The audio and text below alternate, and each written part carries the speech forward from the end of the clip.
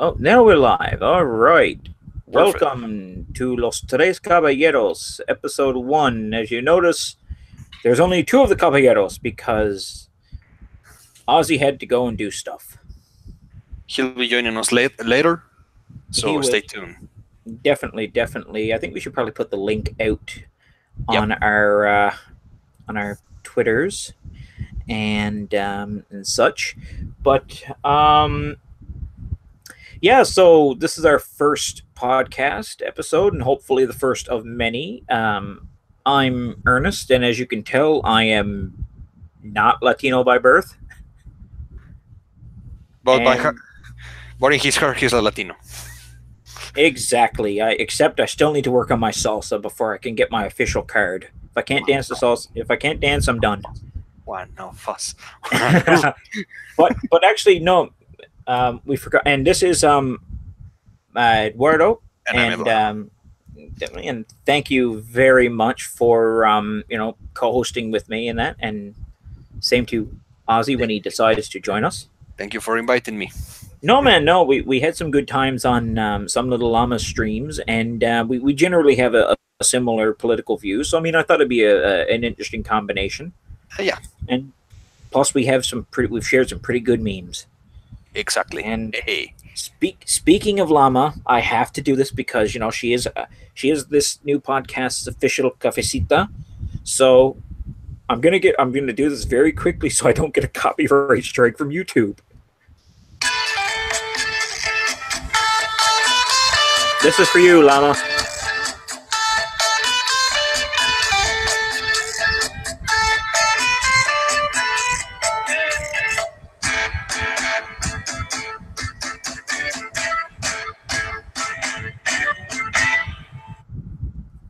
That's all I'm gonna do because I don't want Santana to flag this. Because he seems like the kind of guy who would. But so how's everything, Eduardo? uh, perfect. You know the usual stuff, and well, we have now some interesting topics this day. Concretely, what just happened yesterday at Caracas. Yes, and that I think is the best way to start, and that's why I've titled this the way I did because I think it's incredibly suitable for this. It's Maduro's mad drone dash because Yeah. he was lucky today. I mean, or so he claims. Where the drone, while he was giving his speech, dropped apparently some C4 near him. And amazingly not killing anyone. Just Uh, yeah. Seven injured soldiers. I think. now Uh, they could have been injured by all the running they did too, because when that bomb went off, all that socialist bravery went out the window. oh yeah. Everybody running for their lives. I actually thought that was hilarious because you sit there and he's given this powerful speech and everyone is staring intently, and then the bomb goes off and everyone literally bolts. Um, I just thought it was is hilarious. Except that Yeah. one soldier. Did you see the video? um, and the They, soldier, like, he looks straight ahead, and all of a sudden he just looks back, and then oh, what am I doing here? Yeah. yeah, he's like, "What the hell?" But oh, it was crazy. But I mean, like, I'm hearing all kinds of mixed reports on it now. Um, there's some people that are saying that it's a false flag. There's other people saying that it is a legitimate assassination attempt. Um, and Yeah. and but I can't believe it because of the name of the group that has claimed responsibility. Soldiers with shirts. Yeah. Well, it's well, here it's called soldiers with clots. So I mean, it's kind of like the soldiers who will clean up the Yeah. country, which they've got one hell of a mess if they're trying to clean up socialism. Yeah. And another thing I found really weird was Kevlar shields the guards had there. Yeah, like the ballistic shields. It was a strange thing to see, and it was kind of like it was planned. Like why would you bring Kevlar shield, like ballistic shields, to this kind of event? I mean, now I can understand you might have him like locked away in the limo or something, but you know, He's he seemed prepared. Like he was prepared.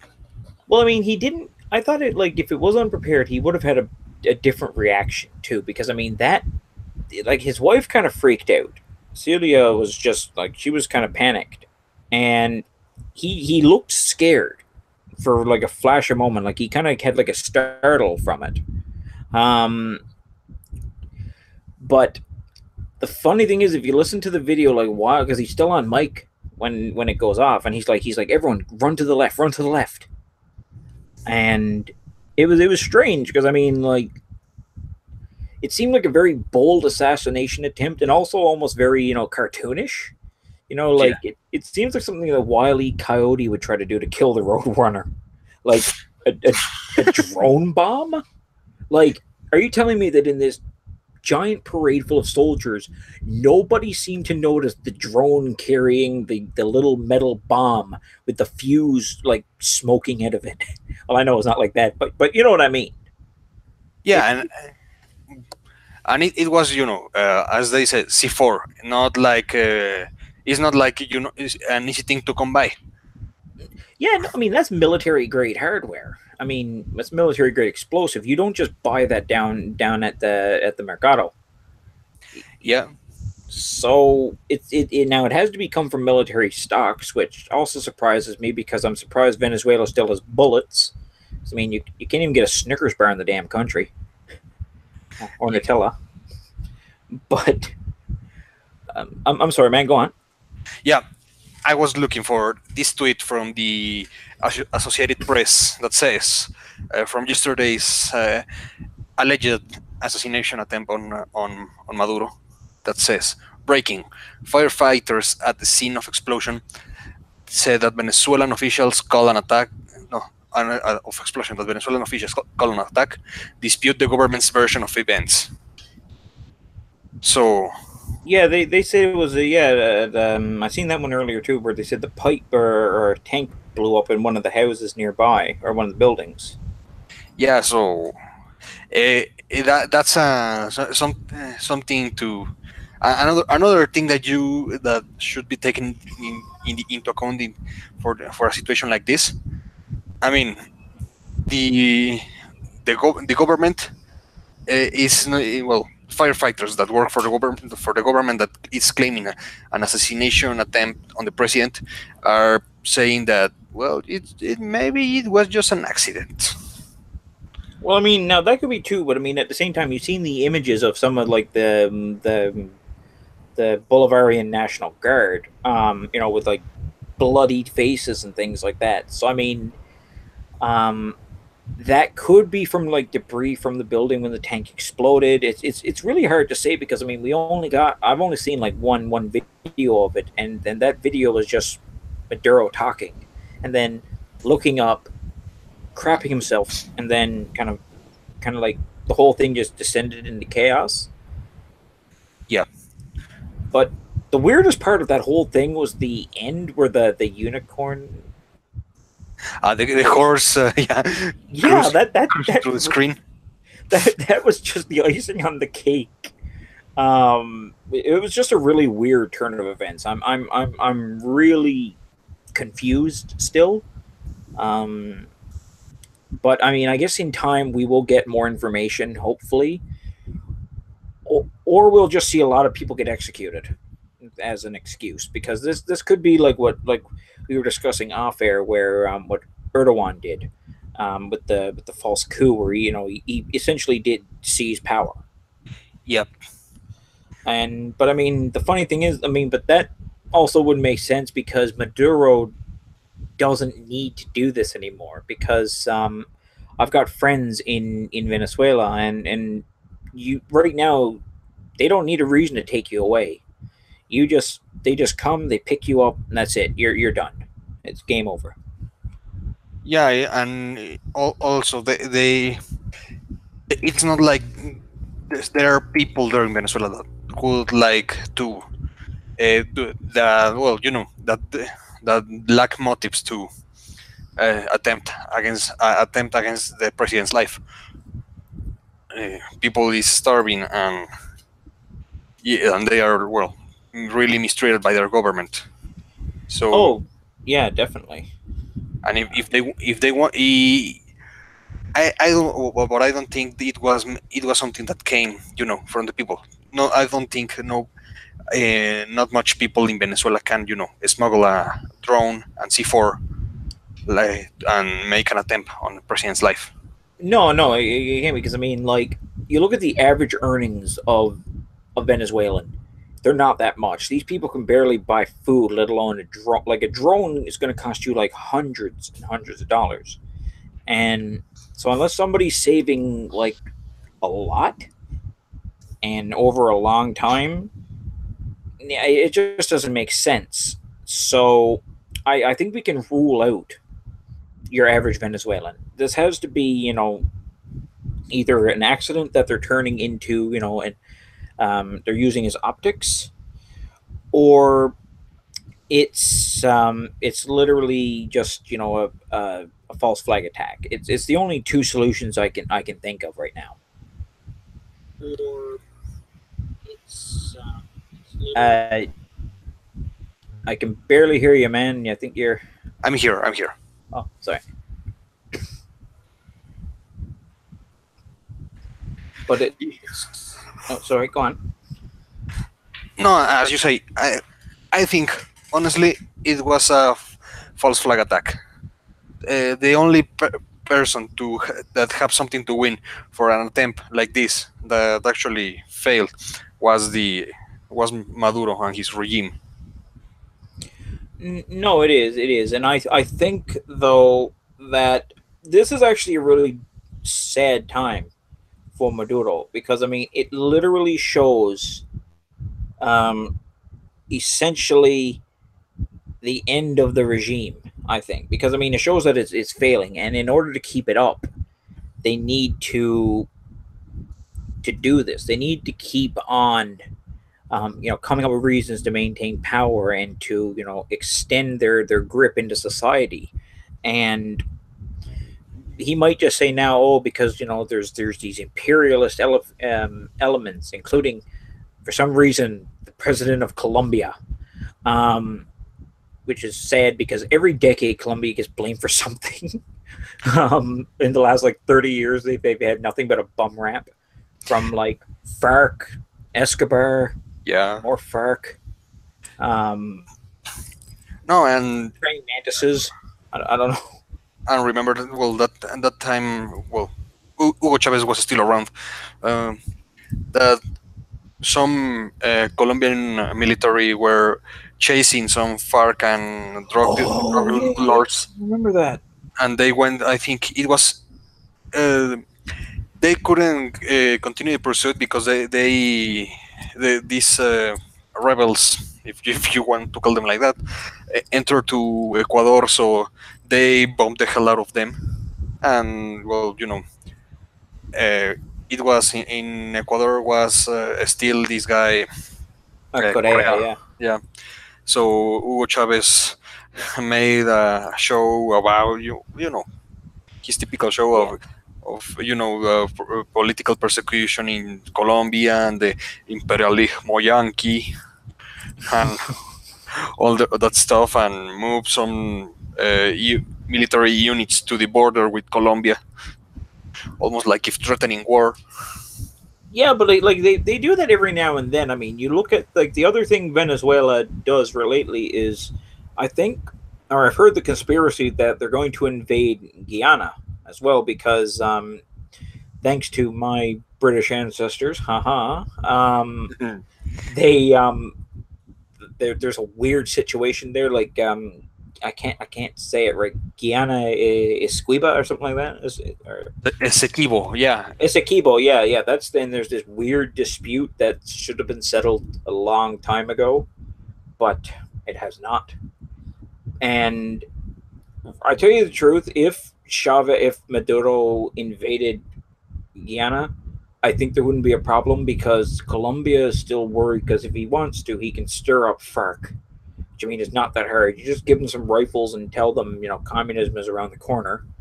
And you can't rely on Brazil. I mean, usually you would think that the largest country in um, South America would be kind of like the regional policeman, Yeah. but Brazil is in turmoil itself. I mean, they've had to have martial law in Rio de Janeiro, and every president they have is apparently going to prison. So they're really in a bad situation. The only ones who could really intervene would either be the United States or some kind of coalition of other Latin countries. Yeah. Oh, and well, as you may know, uh, the Dutch government has already intervened in a way, as their colonies Curacao and Mm-hmm. Aruba are just a few miles off the shore from Zulia. Yep. So they have the Dutch Royal Navy actually has stopped some Venezuelan ships that have that that contain drugs and being transported through the Caribbean. So Yeah, they have. I mean, the Venezuelan state is actually quite a big narco trafficking entity. yep, And my God, they're gonna give the cartels in Mexico a friggin' run for their money pretty soon if they keep this up. But but sorry. no, no, I was saying indeed, yeah, But the funny thing, actually, speaking of cartels, me and a friend of mine had this big discussion about what would happen if the Venezuelan government, well, not if, when it collapses. And we came to the conclusion that it's going to become a rather significant narco state, if not already, which it is already. But I mean, if the narcos take control, it's going to be like Pablo Escobar's fantasy land. yeah, and well, I mean, there's a vacuum of power, there's always the dominant force ends up, occupying that space. Uh, so there, well, I think Tom Clancy wrote a novel like that. If I recall well, it's Clear and Present Danger about Yep. uh, drug lord running a country, and I think it was his usual hero, Jack Ryan, that went down to South America to bring that guy down. So, and well, just to let people know, that book was the inspiration for Tom Clancy's Wildlands. Tom Clancy's Ghost Recon Wildlands, the a video game. That actually was a pretty good game. Yeah. Um, but I mean, then again, the regime right now is on the line of North Korea as well because I mean North Korea is broke and they are known as a very large narco state as well. Um, on the sides, I mean, besides running guns and everything else, they do run a fair amount of heroin.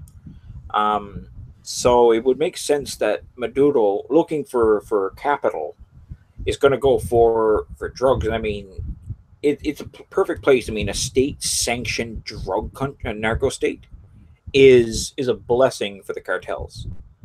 Um, and because Colombia is under so much scrutiny, you can't really. I mean, that there's jungle in that, but you've still got to deal with the Colombian government and the U.S.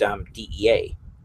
So they're less likely, to be setting up their labs there. But I mean, Venezuela right now is essentially politically the Wild West. So, and because of the low startup cost, because the currency's collapsed, you don't have to worry about anything. I mean, for God's sakes, with a couple of dollars, you can buy like kilos of meat. I mean, it's cheap to pay these mules and to pay these individuals. Even hiring sicarios is cheap. Yeah, and well, their allies from the Sao Paulo Forum are, being really scarce right now in the region. They have Evo Morales, who's He's a cocalero, but yeah, and I think he's gonna be in in serious troubles in the near future. Uh, like I, his other ally in the region, this oh, guy Ortega. Ortega, Yeah, yeah. Because when we were talking with coming soon AMLO. yeah, yeah. Oh God, AMLO. We got to discuss AMLO tonight too. We can't leave out our good friend AMLO. Yeah, he did some pretty serious stuff this week, so I have a couple of comments about it.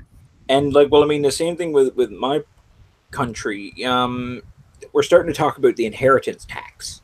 Yeah, Now that's the newest apparently social crusade because we discovered that we're not making rich, well, quote unquote, rich people pay enough. Despite the fact that they pay taxes, generally in line with the rest of us. Except that in terms of their wealth, they don't have. I mean, it's kind of a fly bite to them. So now they're saying, we need to have a certain amount, like I think it was a 40% tax on anyone making over $5 million or in $5 million in gross income, or in gross savings. And that's a, and I mean, look, I mean, it sounds wonderful, as you know. We'll tax these people, we'll take their wealth, and we'll give it to the poor, needing people.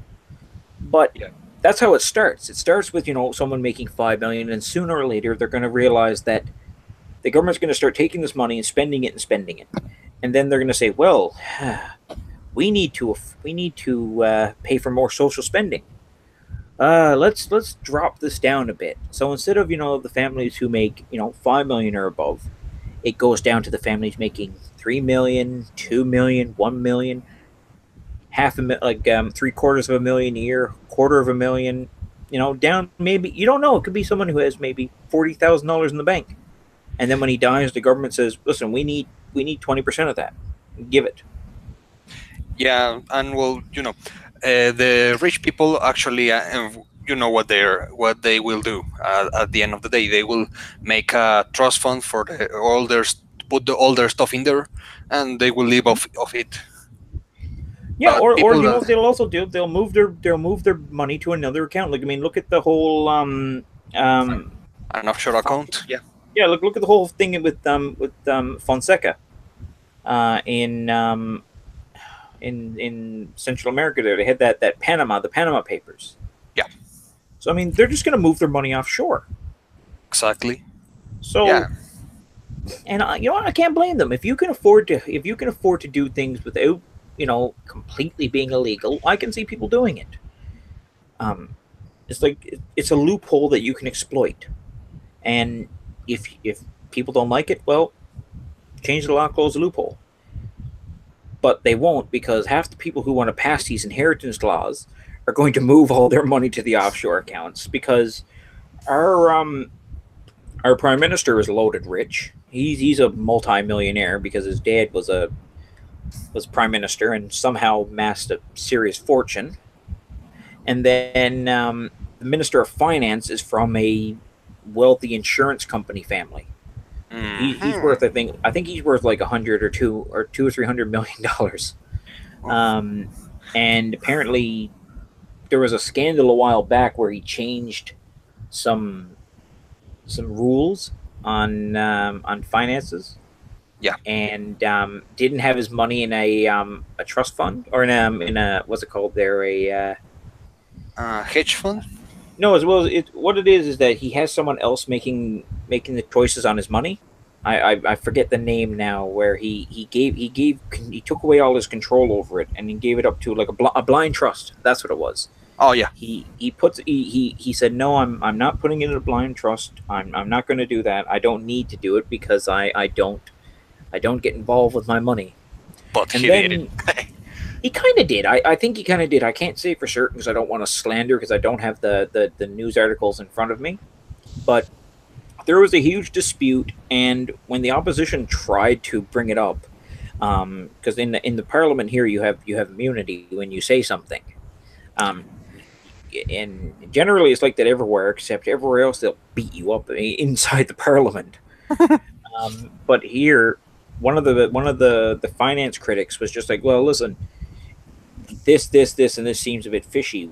How much money did you make from selling your shares before these regulations came in? And the minister just gets up and just goes, well, if you want to say that outside Parliament, I encourage you to do it because you won't do it because you're a coward and I'll sue you. He's like if you go out and make these accusations outside of the Parliament, I'm going to sue you. And he can afford to do it. This guy, the other critic, is rich, but he's not that rich. He'd be drowned in high priced Toronto lawyers. Yeah. No, and I mean, I don't have anything against Trudeau being rich and your Minister of Finances being rich, but they they behave as they not only they have the control over their money, but they behave like they have the control of their over the last dime of every Canadian. So Well, they do. They feel that they're entitled to your money, and it's a problem here because Canada is not as economically strong as people think it is. Um, our industry, we're mostly a service industry now, and that's not good. Manufacturing is the lifeblood of a lot of countries, and Canada doesn't manufacture anymore. And we also have this really weird attitude toward business, like small business owners. We don't like you for some weird reason. Like you go anywhere else in the world, you go to like South America, everyone's starting a business because the regulations aren't there to keep you down. You know what I mean? yeah, But you go to Canada, you've got your building codes, you've got your inspection codes, you've got to have this person inspect it, and then another engineer sign off on it. I've heard horror stories about starting a bit, even starting like a chip truck. Going around selling chips out of a truck is a nightmarish, and it'll cost you probably more than the truck did. yeah. I was reading. For example, in New York, uh, how much does a permit to have a hot dog stand cost you? Oh, I'd never heard. I don't know how much it would cost. What was it? It's a six-figure sum. No, no way. Yeah, for Holy but shit! apparently the people in the with their hot dog stands actually made enough money to not having to worry much about that permit. Yeah. Well, it's a big city. If you're selling hot dogs in New York, city of 10 couple million people, or you sell anywhere with a large population center and the product is cheap enough, you're going to make some money somehow because there's somebody somewhere who's going to buy this. Um, so I can understand that, but like if you had that same figure or that same permit cost in say a smaller community somewhere like 5 or 6 thousand people, never going to happen. That guy is just going to be like, no, I'm going to stay home and eat chips and watch I don't know, watch wrestling. Okay, and well, I was going to ask you, these regulations you say, are they imposed by the central government, or are Uh, each province? it depends on the industry. There are certain things that are under the federal jurisdiction, and Yeah. then there are most everything else is under the provincial. Um, the provincial government is essentially the independent is essentially independent, um, but they still have to kick up the money up to the feds. So I guess essentially what I'm trying to say here is that yeah, it's essentially that the provincial government handles most of these regulations, and we've been we say to them, listen, we need to deregulate. We need to make things easier for people because um, if you just give everything to the, oh, actually, you know what? I'll give you an example. In October, we're legalizing marijuana, Yeah. and me personally, I don't use the stuff. I don't really care if you do or not. It's not my issue as long as you have a groovy time and don't drive. And then, I uh, don't use it. I'm yeah, really yeah. against drugs. Well, yeah, well, yeah, I can understand. Based on location and such like that. Drugs have not exactly been a blessing to Mexico. Indeed. But for us, marijuana is generally a harmless kind of thing. I'd be against anything. I don't like it, but it's what the people want, and that's the joyful thing about democracy. You know, they get to make these kinds of decisions in order to get votes. Yep. But so they're legalizing it. They've bungled it up horribly, and my government in Newfoundland had this wonderful opportunity to say to the big corporations, no, no, no, we're going to take it. We're going to help fix the unemployment and poverty issue in this province by giving grants to entrepreneurs. If it was me, I would have given grants to young entrepreneurs who have a lot of experience in the cannabis field, either legal, well, not definitely not legally, but through they're connoisseurs, um, especially half the people I went to high school with. Yeah. But that's anyone can say that anywhere. But they can go out and they can set up and hire people, start their businesses, and make some money, and we're not going to tax them that much. And they didn't do any of that. They just went to like the big corporations and said, "Hey, do you want first pick on the licenses?" What? So instead of like saying that Bob down the road has some money in the bank, he can open up a marijuana store and sell his pot. We're going to give it to the supermarkets, the drugstores. There's like two or three in my town. There's one in my town that's going to set it up. They're called Loblaws. They're one of the biggest supermarket chains in the country. Actually, they are the biggest supermarket chain in the country, and they've gotten 10 licenses in my province. Um, and so they're not really going to hire new people. They're just going to take someone from the department in one of their stores and just train him to like get high, I guess, or whatever they're going to do. You might not get paid much, but you're not going to feel any pain either um, on the job. Yeah. But it doesn't. It's not inspiring people, to get out and start their own businesses because what's the point when the big companies are going to come in and cut you out of the profit, cut your profits out. They can buy this product cheaper, they can sell it cheaper, and as long as you're in town selling this weed, they're going to do what they can to outprice you. So you're just going to have to give up and go home. I mean, it's just common tactics for like a monopoly. Um, and so there was a big outrage about it. People were angry that these companies got all these deals, and then the government comes out and they're just like, well, we understand that you all wanted to start your own businesses and things like that, but you have to have a special license that we didn't really bother to mention very much. And you need to get it from the federal Department of Health, Mm. and it costs about $600,000. 600,000. Oh my god. I believe it was. Well, it was a large amount of money. It was over 100 grand. Mm. I'm pretty sure it was 600,000. Yeah. At the I, minimum. and well, of course, no, there's not much people that can pay that sum of money, And here's right? the best part. Here's the best part. They've set a minimum. They've set a price for the marijuana, and I think the take-home profit is only going to be like 10% of the price. The government, like, they're going to sell it for, I think it's like $12 a gram, or it's either 10.50 or $12 a gram, and the government is going to get like 8 or 9 of those dollars from the tax. It's all tax.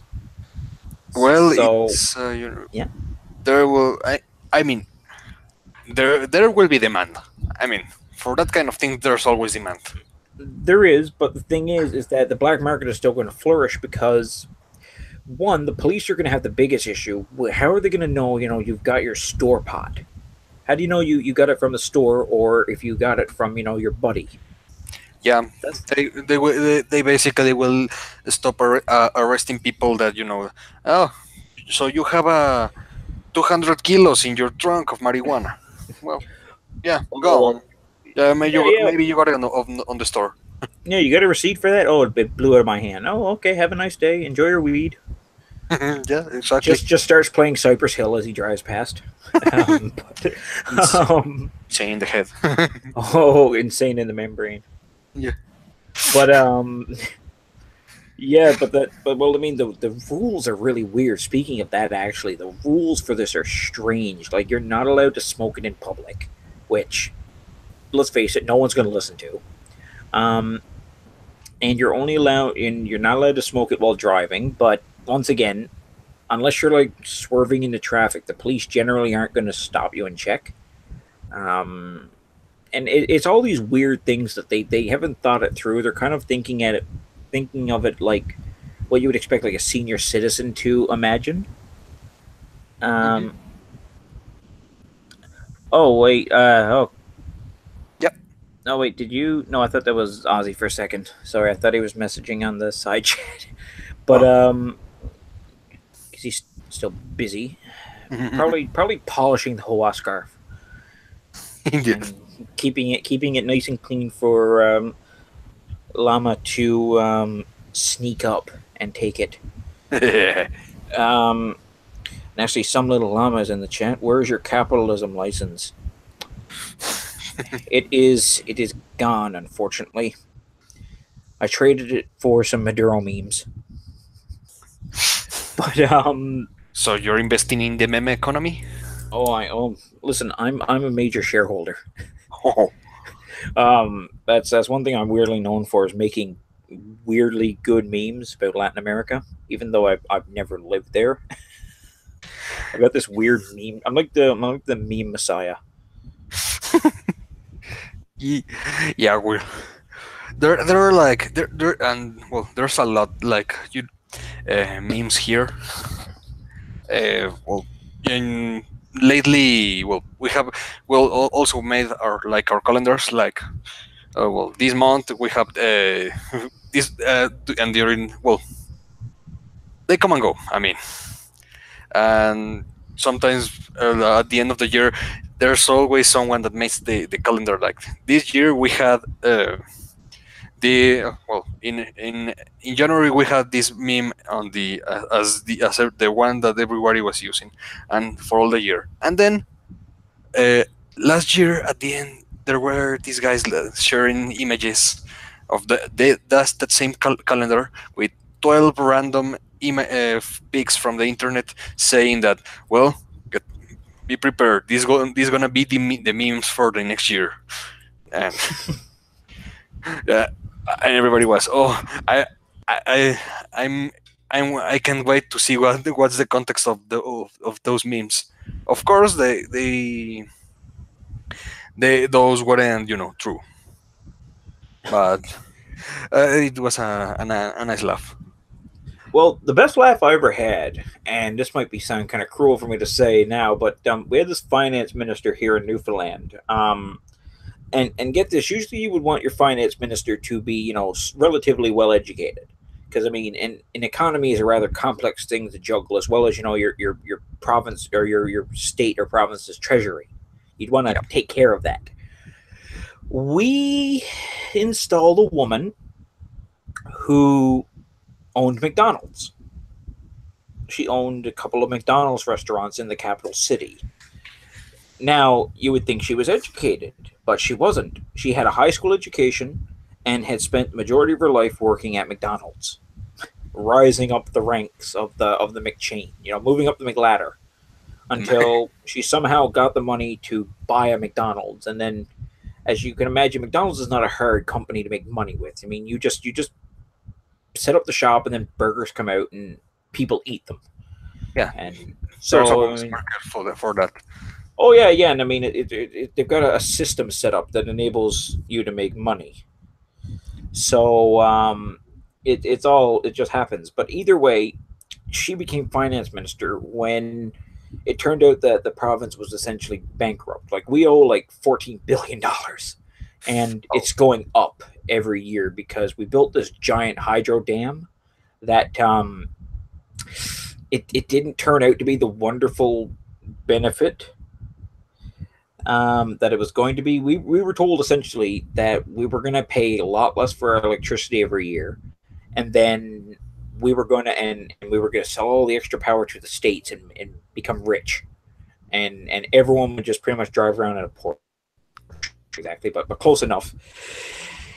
And then we hired an Italian company to build a hydroelectric dam in pretty much the Arctic. that do, And oh, it was a do, bad idea. They bungled it horridly. do you have a part of the Arctic Circle there in Newfoundland? And well, it's kind of just a really cold, barren territory that is pretty cold most of the year. It's called Labrador. It's in like that upper like cold area. It's not it's subarctic.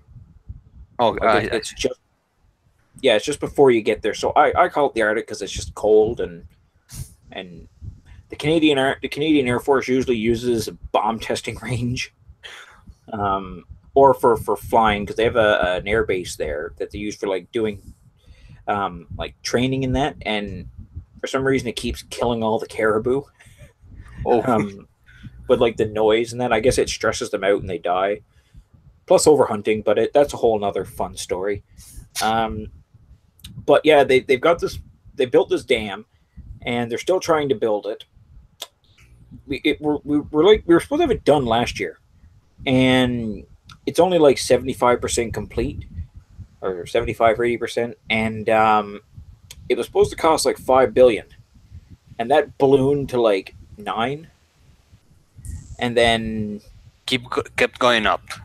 it did, and we really don't know what to do anymore. So we're just like, well, we'll keep building it, and then we essentially got ripped off by another province who we're supposed to get some land renegotiated, like some another hydro dam we had up there renegotiated, and the government of Canada essentially said no, it's going to stay the same, and if you don't like it, well, tough.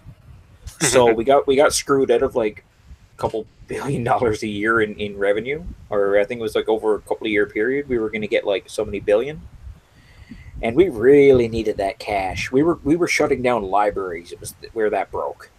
Oh, Um, yeah, it was crazy. But either way, the dam is still coming up, and instead of like making our power rates affordable, they're doubling.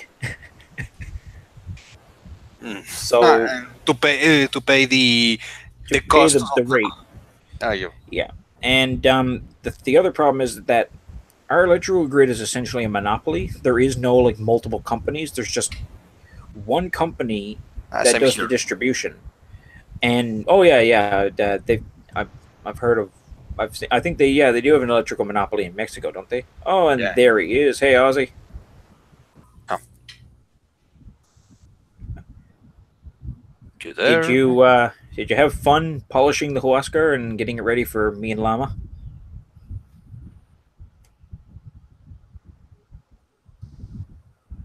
I think his mic is not activated. Oye, cómo va? Sorry? Oh, Here there it he is. is. Okay. So now, you were talking about? A $14 billion hydro dam in the Arctic. Wow. Really?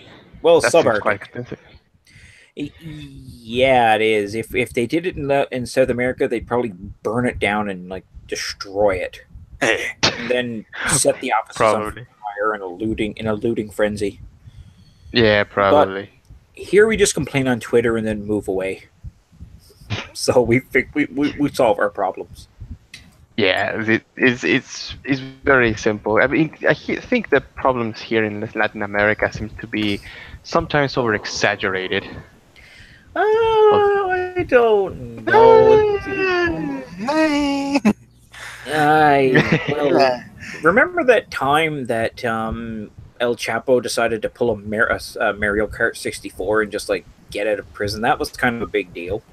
Yeah. Oh yeah, that was actually a big deal. That was actually fun though. That was like all I could think of was the Super Mario theme song, was the Mario Kart theme song.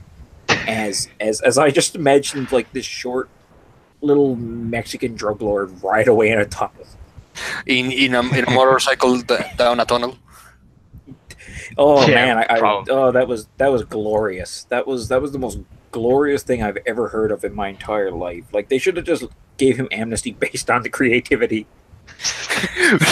Well, Can I tell you something funny about his escape? You see, Sure. when I went to Mexico, I asked my tour guide what had happened when the Chapo escaped. So, what happened was that the president, Enrique Peña Nieto, was actually out of the country, and by Mexican law, I think it was the Minister of Interior, or I think Minister of yes, Interior. him.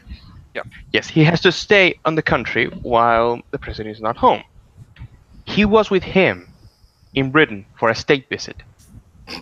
So basically, the country was leaderless when one of the most dangerous drug dealers in the world automatic pilot. got Yeah. free. Yes, Well, yes. We'll be working like that the last 6 years in automatic pilot. Mm. You need Vincente Fox back. No. Just kidding. No. You don't want to. You don't. The you one don't that want came that. after him. Well, Fox did something right. Like, he was the first president in decades to avoid a major bump in inflation. That's actually nice. And he also kind of told Donald Trump he wasn't going to build his effing wall. Oh yeah. yes. But besides, a quick notice on the term of the wall. I actually asked, as when I went to Mexico, I actually asked them, "Hey, where what do you think about Donald Trump?" And my tour guide, which name was Don Juan. No, really, he was Don Juan. He told us, well, this güerito wants to build a wall between us and them. I don't really believe that's a good idea. And well, but he didn't. But he told me he didn't lose sleep over time because he said, I'm an honest man. I work hard to put money on the table, and I will never think to go to the U.S. to immigrate because supposedly they pay in dollars or something. Yeah, there in fact there has been like a lot of people like, well, at the end of the day, I don't think there's nobody losing sleep about that wall here. It's only just like it's just white people and the relatives of illegal immigrants. Yeah. Like if you mention him and the wall around here, maybe fuck him. Everybody will be. It's funny that even the Trump hysteria has arrived here in Chile. Like I remember that when it was something to do with Cuba, I don't know, but there was like a protest outside of the U.S. Embassy in Santiago by a group of I'm not exaggerating. They were actually a group of communist youths from the Communist Party. They were protesting, no human being is illegal and stuff. They were saying the same slogans that they are using in the U.S. And no one here took them seriously because they were nut jobs. I mean, first of all, they were protesting outside a U.S. embassy, like thinking we will get our message be heard, but no one was there at the moment. Most of the people were already most of those people were sleeping or at their homes. It was like when the "Not My President" protest went to the White House and Trump wasn't even there. Obama was there. Yeah. So, well, sorry if when I was away, did you spoke about the Maduro attack, the thing with the drones? Yeah, the drone dash. Yeah. Oh yeah, drone. I've got to put the little thumbnail in after of the base drone. Would you like to add something about Maduro and the? Yeah. Well, you see, personally here, I mean, personally, I never liked Maduro. I never liked Chavez. Now, about this attack, as they call them now in the media, you see, there's so many things that I could say, well, this could be a false flag. This could be like a something that the government made up to not lose credibility. So I really doubt that there was someone intentionally sent some drones to to bomb his party or something. But honestly, I really don't know who was. Well, I certainly weren't the Colombians, because if they were the Colombians, they would be throwing like coffee beans at them, like a freaking Gatling gun of coffee beans. It might. I mean, if it was anything outside the Colombian government, they might actually be a bit serious. I mean, because Mhm. the cartels kind of have an experience in shooting politicians, especially in Colombia. We've all seen Narcos, so we all know how it works. Yep. But yeah, but I mean, I think they would have like thrown like curvaceous women at Maduro, and with his Probably. socialist prudishness, he would have just dissolved, or Delcy and Celia would have like killed them, or prevented them from getting close. I really don't know. Yeah. But I mean, But it's funny when every time I hear something happening in Venezuela, it really just amazes me how fast has that country fallen over the years. Because when you start comparing, for example, the amount of natural resources Venezuela has compared to other countries in the region, Venezuela should be the richest country in Latin America by now. no, it should be, but I mean, like they've ruined it. I mean, it's essentially Weimar Germany now. Mm. And so if any of these anti-fascistas that keep screaming that Donald Trump is the new like Hitler, are paying attention to, like, because they always scream like this is like such a historical parallel and et cetera, et cetera. Yeah, but America, they're not filling up wheelbarrows full of dollars to buy a loaf of bread. In Venezuela they are. Yep. And look, socialism has ruined Venezuela. So I mean, they're going to use this, stabbed in, not exactly the same as Hitler, but I mean, they're going to say, look at these socialist bastards. They stabbed us in the back. They ruined our country's prosperity. They took us from the our natural order on the hierarchy. We need to rebuild Venezuela into a better state.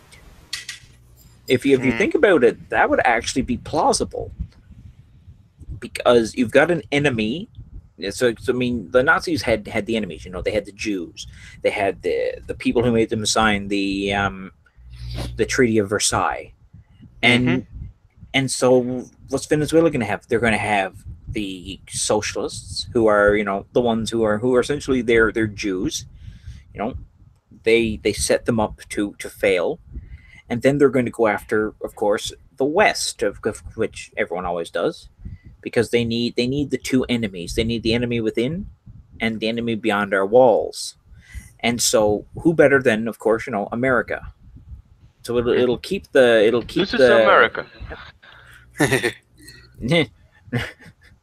Well, it's the other evil America, and Canada by default, because America wears us as a hat. So, or should I say a sombrero? Sombreros, yes. Just like a good gringo. Yeah. Right back. Yeah, I mean, for the topic of Venezuela, every time I go into Twitter, there's a new hot take about Venezuela. For example, I saw this guy just saying that Venezuela was not socialist because before Chavez, or anything after Chavez was in power, there were more private companies than national companies in Venezuela. But he didn't realize that after Chavez was in power, all those companies have already fled the country. I know, like, as you guys have seen on my Twitter, I've had some rather fun run-ins with communists lately. Yeah. Which keep me warm through the night. And if anyone wants to look at my Twitter, Ernest_Snooks, gotta give myself a little shout out to get those views, or get those follows, because I just got 280. Woohoo, go me! Half of those are probably Russian bots, but I'll take them. Probably. um, there people were telling me, oh, Venezuela is not socialist, and I'm just like, the state owns the industries. Oh, but 50% of them are privately owned, but the state owns all the important things, and they don't really need to own the other 50% because they can just pass laws that let you pretty much steal things.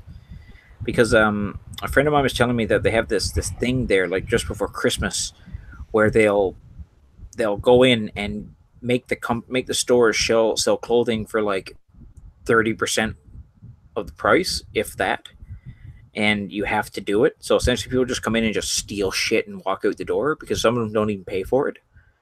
Mm. And so, I mean, you don't need to own the business; you can just take from them. And what are these people going to do? Leave? A lot of them can't. Because if you leave your house alone, the government will just take it, which is nightmarish. Yeah. Oh well, another thing that it maybe could happen now that a more how you say right-leaning government will be assuming office in Colombia, Yep. and the prospect of having and also a more right-wing leaning uh, government if Jair Bolsonaro win the election there Mm-hmm. in Brazil, they will Venezuela will have serious troubles. Like two governments that the two his two biggest neighbors will be like um, rather hostile towards them. Mm. Well, yes, they will because I mean, I think who's the president of Colombia now? Is it Jose Santos? Yeah, Yeah, yeah, the Santos. president. Yeah, he's kind of socialist. He's not on the same level as some little llamas in one of her tweets. He's not on the same page, but he's in the same book as Maduro. Um, Okay. I that's just I'm just quoting her, but I mean, he's a more left leaning politician, I think. I might have heard, I might be wrong, because I mostly focus on Peru, which is just always so much fun politically. Um, You're mentioning the the propaganda back down there. Oh my god. oh God, if anyone gets a chance, check. I think it's on. Did I put it on my Twitter? I think I did. You get a chance to check my Twitter, and you will see the joy that is Peruvian political memes, or should I say Oh. ads? Especially the one that says, "I will not let you down because I'm not your girlfriend, or I'm not your ex," Yeah. and the That woman was the best. that was the best. And then the second one was the candidate who marries honesty, Oh and my then god. and actually, guys, I think the guy in the background is dishonesty. I think she's the one I think he's the one she's cheating on honesty with. He's just waiting for his turn. But we don't have jokes like this we don't have ads like this in Newfoundland, because it's essentially during the campaigns, and I've worked on a few. You just go up, Mhm. smash a sign into somebody's lawn, and then go away. They don't really have ads because like our spending budgets are really low. I mean, you only get like a couple on the provincial air on the provincial radio or on TV, Mhm. but that's it. But I mean, you go like to South America. When I went down I want to go down for like silly season politically because that's when all like the fun happens.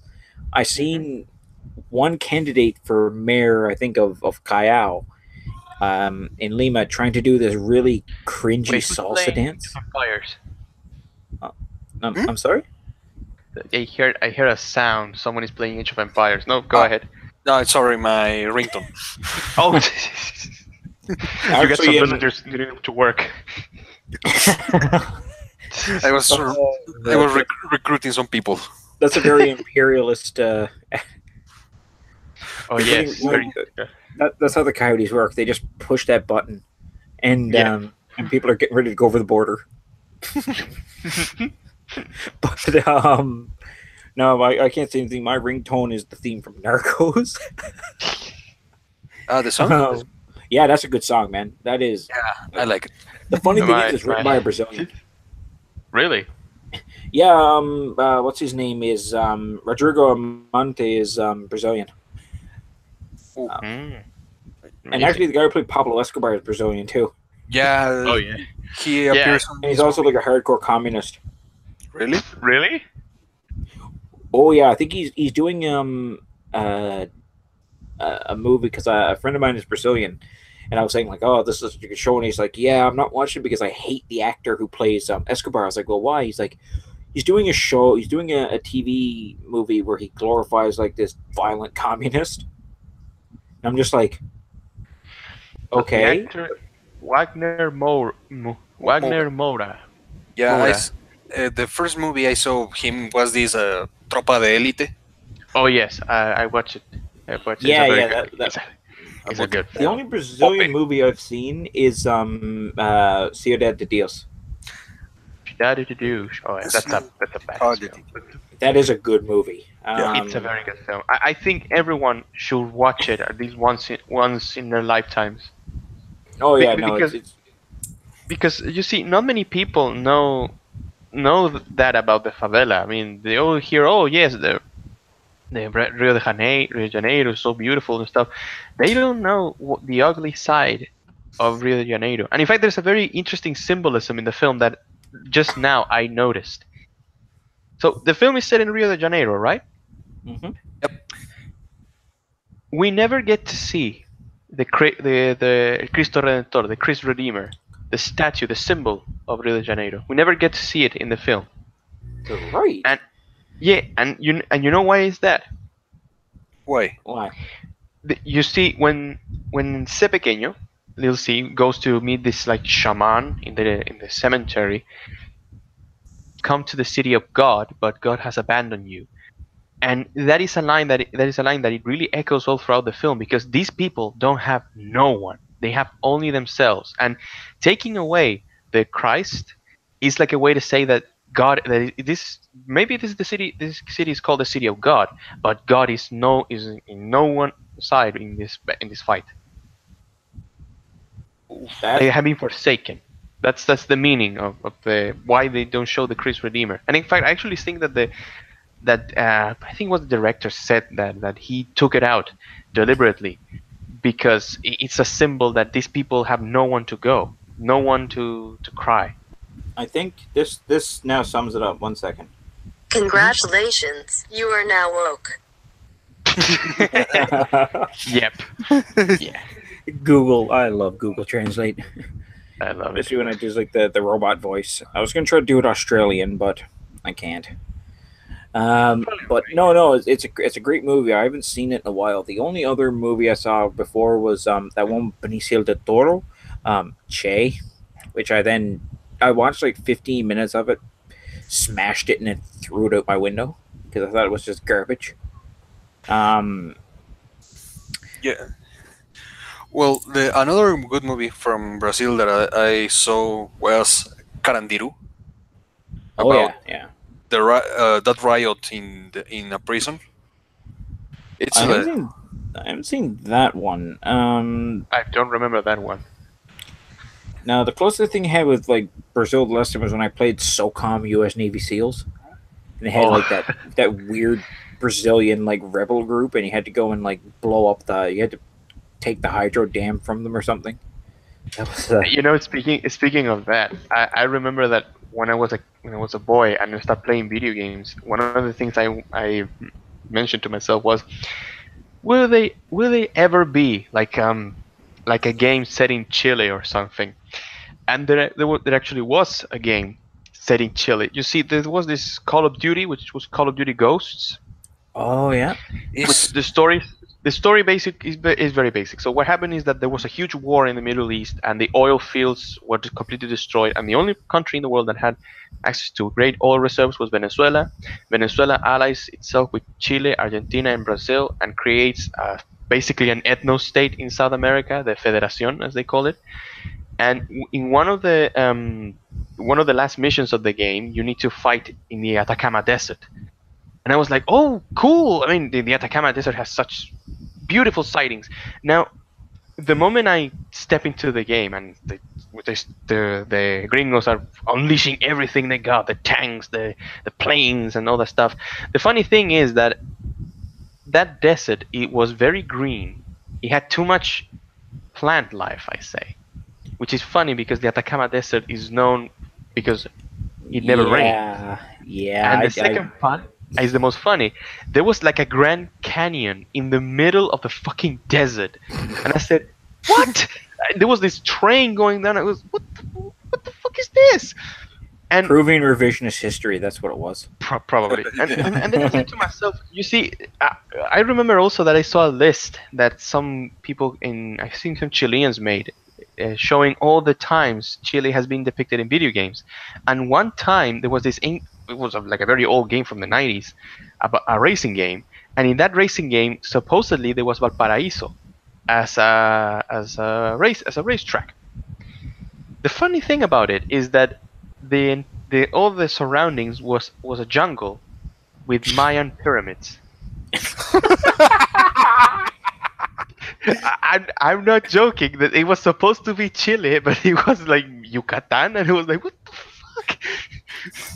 That's an example of white people or well, it was video games in the 90s, so like Japanese who have never seen Chile. I'm just surprised they didn't depict it as Easter Island. Yeah, Because people don't realize that Easter Island is owned by Chile. Yeah, I mean, maybe if they depicted this, oh, so you find yourself in Micronesia or Polynesia or something like that, and then a giant head of the Easter Island. Well, yeah, I mean, it'd be, or if you're like, sorry. Yeah, but it's interesting that, look, I don't blame people from their skin color. Oh yes, I found the article. So it was in a game called Wipeout 2097, a game about futuristic races, and here it is. Future racists. Here it is. So one of the racetracks was Valparaíso, and here it says the race occurs completely inside a huge forest, and for some reason they include a Mayan Aztec pyramid. And basically, is the Dorado? Basically, they say. It's like something that it's something like Cortez would just think up in his fantasy world or something like that if he knew about race cars. Yeah, probably.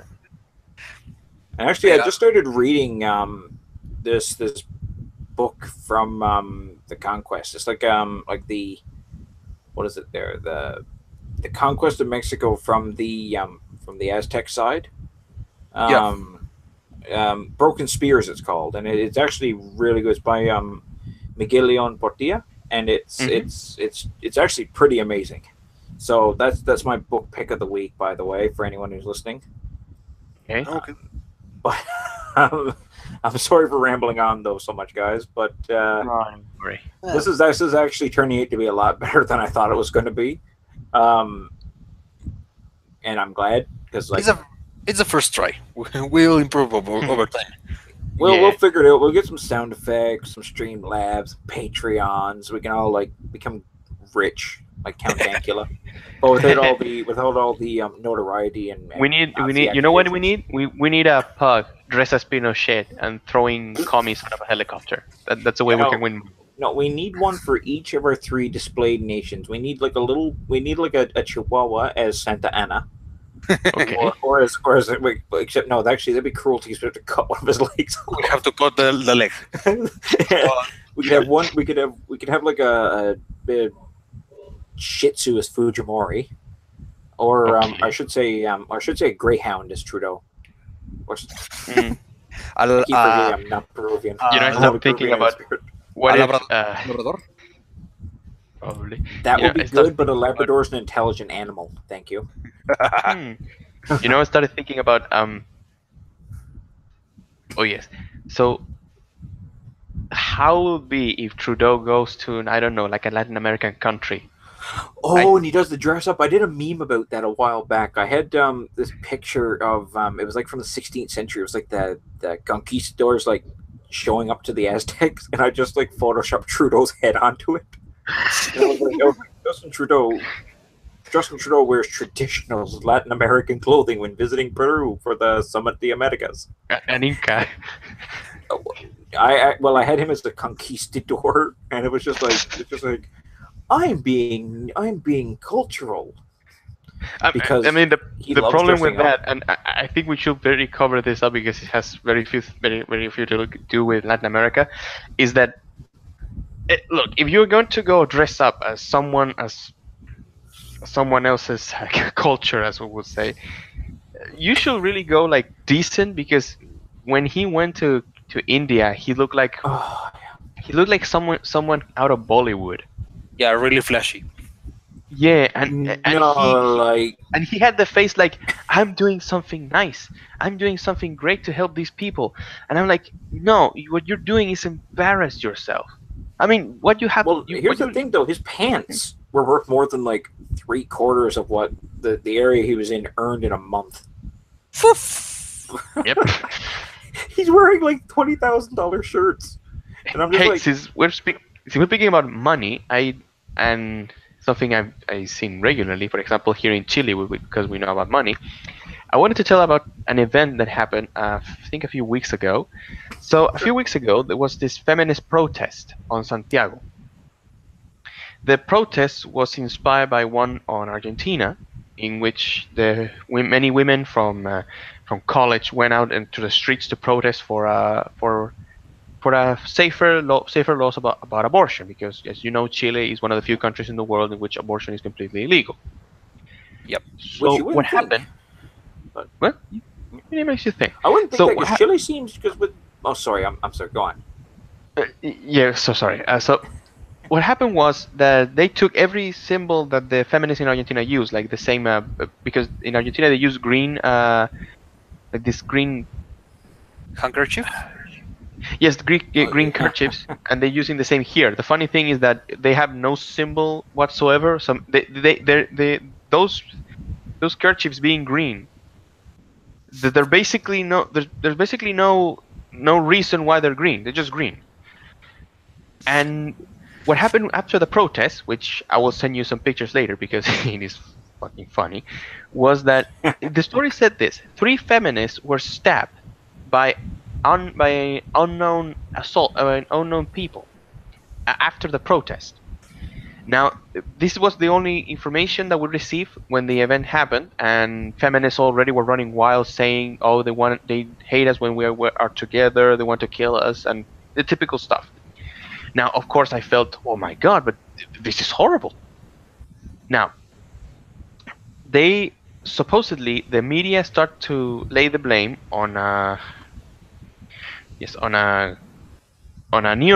so-called neo-Nazi group called Movimiento Social Patriota, or National Patriot, I think. So it's a National Patriot or something, which could be resumed as a far-right movement that want to protect Chilean culture and Chilean values, as they say.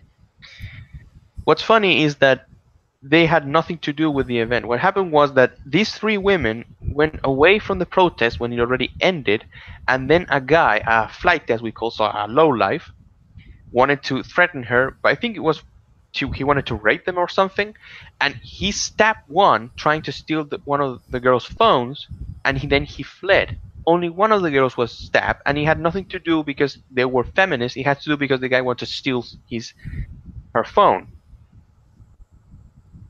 Oh, I see. So, and they are, but they are saying that thing of patriarchy, and Yep. And it now, as I'm in a very progressive university, they also went wild with the story, saying, "Oh, they want to kill us and stuff."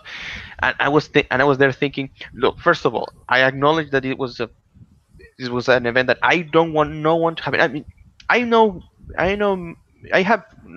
not friends, but I know women who are feminist, and I will really feel very bad because I care about the people I know.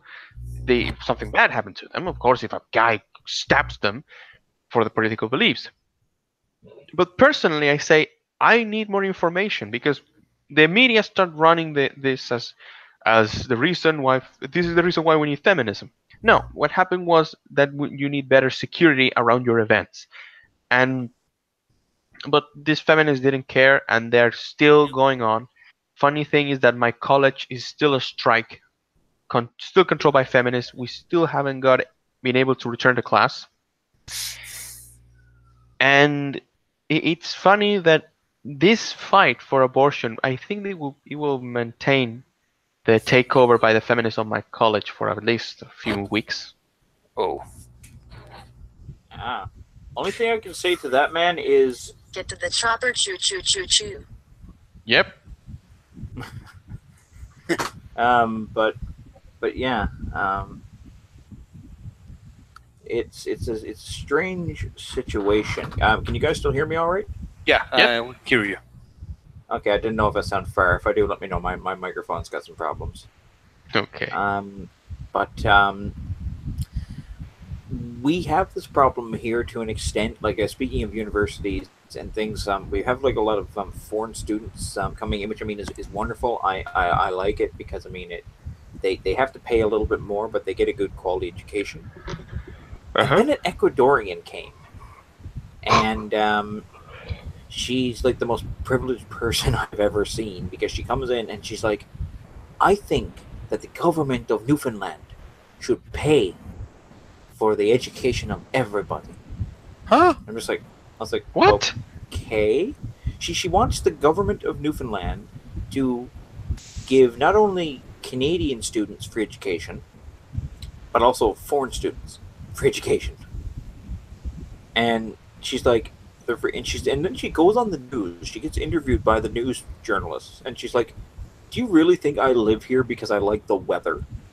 Like, no, because she's like, "I live here because it's cheap education," and I'm just like, "Get the hell out now!" Get. And she's Ecuadorian, and oh my, I haven't run into her personally but she only lives like 45 minutes from my house, and I know what she looks like, and I know who she is. But if I ever see her, I'm just gonna be like, there are some wonderful universities in Quito that I can recommend, and you won't have to pay that $20,000 a year, and you don't have to complain. Yeah. Yeah. Are they? I Are mean, they? that's the thing with these people. They basically they want everything free. I mean, they want everything that the world offers now, the Western society, as we say, but they don't want to pay a single peso, as we say here. But something I've learned from my short experience in life is that you have to work hard to get the good things you want in life. Indeed. Well, I don't like this idea that, look, personally, if it was for me, I'm someone who really wants to work hard and earn the stuff I want in my life. I don't want them. same. I think everyone wants things to be given to them, but if something we know is that the world is a bitch, and basically, Yep. and things are not gonna fall from the sky. That beautiful house you want to buy near the seaside, I don't know, like in Venezuela or something, is not gonna arrive alone. You have to liberate the country, and then you can have the house that back there. So, yeah, you just need to aspire to be Simon Bolivar reborn, except without all the syphilis. But speaking of that, listen, things do fall from the sky. Just ask Maduro. He's wrong. Yeah, yeah. Actually, me and Eduardo were just saying earlier, Ozzy, that um, the average Venezuelan makes like $10 a month, and a drone is like a couple hundred. So unless it was something they stole from a store or they got from Hasbro or something like that, like a cheap drone, the average Venezuelan can't afford a drone. They can barely afford like a kilo of meat. So it contributes to the false flag. But I mean, I think you're right. And actually, in Ontario, the largest province in Canada, they just came up with this.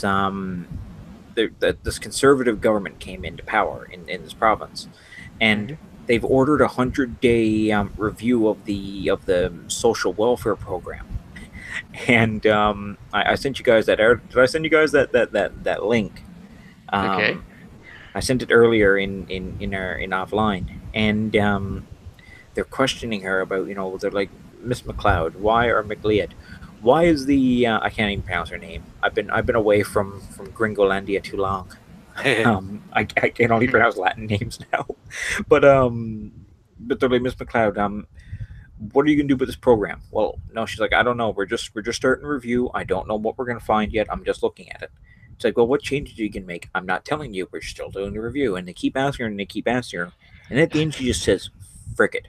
She's like, listen, the best social program is called a job. and and Yep. everyone now is freaking out. They're like, oh my god, the conservatives are going to like cut all the welfare, and all of our most vulnerable citizens are going to be hungry. And I'm just like, I've been to Peru. That's every day. That is their social program. It's called trabajando. Yeah. It's you Trabajando. work. You Yeah, earn your I think I said that. pesos. You earn your souls. We don't you use your weird funny money. All the Peruvian money has like pyramids and pilots on it. Chile is just like hamburglers and boat thieves. First of all, let me tell you something. So here in Chile, not everyone is a thief, but that's It's just a racist. national identity. It's just a Yes, national identity. it's the national sport. It's actually the national sport to It be a is. It's fool. just stealing. It's just stealing stuff. It's just like you just I look at mean, Bolivia. Hey, my that's a my very nice president, littoral territory my you have. current, yeah, my current president is well, he actually stole money from a bank in Talca in northern Chile, and he could still run even though he stole money from a bank. And it's funny because every time something like that happens, says it only happens in Chile. Oh God, you wouldn't believe the stealing that went on here back in the day. Well, actually, no, it's more than nepotism. Um, Mm. but yeah, speaking of this and that, the funny thing is that um, people are now panicking about this new conservative government in Ontario, and me, I just bought a liter of tequila, and I'm just waiting for the salt to arrive from Ontario because I'm the limes I'll figure out. I'll appropriate them somehow. But I'm just enjoying it because the first thing the guy does when he becomes premier is he tells everyone they're gonna have to pay the minimum cost for a beer is gonna be $1, $1 for beer. Um, and at first everyone thought it was a joke, and then like 2 days ago he's like, "So guess what I?" He goes on TV and he's literally like, "So guess what I'm doing today? Buck a beer." And people were just like, "Let's get drunk." Um, the second thing he did was, like I said, review the welfare, and then he did the greatest part. He took the largest city, which has like 2 or 3 million people, Toronto. I think it has 2 or 3 million, but he cut their city council in half. So he fired like 20 of them, and they freaked out. They literally start shrieking that they're like, "Well, no, no, no, you can't do this. This is an attack on democracy. This is a destruction of freedom. This is gonna." And then they realize that they can't get away with it. So they're like, he's and they look around. They see a little brown person. They're like, him. They're disenfranchising him from becoming mayor or a councillor. And they don't realize that this is the same thing in Newfoundland, because here municipalities are not protected under the Constitution of Canada. They have no protections whatsoever. You don't have a constitutional right to be a municipality. It's under the jurisdiction of the province. So if the province decided tomorrow that Toronto was going to be renamed like Garbage Land, they could do it, and Toronto couldn't do a thing because there's no protections. And so everyone's like, "This is fascist. They're not allowed to do it." And one of my friends is a lawyer, and he handles like provincial law and that. And he's just like, "Yeah, they can do this, and they can do whatever they want. If he wanted to well, certain things that through legislation they've given the city the right to do, but he's like essentially if he wanted to like destroy Toronto, he can do it. And I'm just thinking there, I'm like, why doesn't he? Because he was a counselor and he friggin' hated them because he's the brother of the. You heard about the mayor in Canada who was doing crack? Really? I heard A rumor. the mayor of Ontario that back in the 80s. No, not the mayor of Ontario. This that guy Ford Yeah. used to. Sell drugs. So yeah, Yeah. He apparently he did. I don't really care because he's too fat to run from the cops. So I don't know if he was really much of a drug dealer. But his brother did crack cocaine on TV or meth. It was either crack or meth. And he got recorded like shooting up. Well, not shooting up, but he's like smoking up like he's lighting a freaking pipe. This is this guy's brother. oh, And oh yeah, but it's cool. He's kind of like what's his name? That big fat actor from the '80s who did a lot of heroin and then died. He was kind of crazy. He did like a couple of different shows, movies, and that. I can't remember his name now, but but he overdosed, I think, and he died. But he's kind of like the political equivalent of that. God, now I've got to look it up. You guys talk about something right quick. I'm gonna look up the name. I gotta get it. Okay. he sounds like like a Trump-like character. That one. Oh He, yeah. he is. He's kind of like a fatter Trump. I actually remember that there was this video that the BuzzFeed made that was Canadians talking about what they feel about Trump, and one of them mentions like a mayor. I don't know what was the name of the guy, but then I started researching a little bit about him, and it's funny that for Canadians, that guy, that mayor that I'm mentioning, I think that mayor, the only thing he did was like snorking crack. Chris Or- Farley. He looks like Chris Farley. He looked like Chris Farley. I think I don't know. But what he said about him was basically the only thing that bad that he did was like snorting cocaine or something. But then I started looking at. He didn't say something that people could find racist, as people say. No, he was just Hi. he was just a guy. He was just this kind of guy that says whatever he thinks about people. And the funny thing about that video was that the Canadians were like, "Hey, Americans, how can you do this? How things get so fucked up?" And I was like thinking, well, first of all, I mean, I don't want to go and speak about why Trump won because that's not exactly why we're here, and I won't do it now. No, but the only thing I will say is that people like Trump get elected because of the environment that they are in. I mean, they're not elected one day because we're gonna elect this guy because he suits for office. No. There's reasons why they're getting elected. Indeed. Now, And if I hear, oh, sorry. yes, no, Just, continue. no. You finish what you're saying. Then I think I really want to hear this AMLO news from Eduardo. Oh yeah. Okay. So the only thing I want to say is that, for example, here in Chile, for example, our current president, as I told you, he's a thief basically. He is right wing, and the problem here in Chile currently is that the right wing is much stronger than people believe. It's actually more down to earth than the other political parties. The problem with the left here in Chile is that the left is in disarray. It has no leader. It has leaders, of course, but many of them form their own coalitions with their own parties.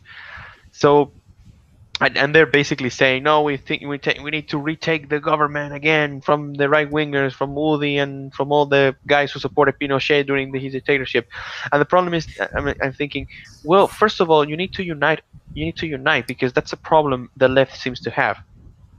So now, what do you want to say now about AMLO news?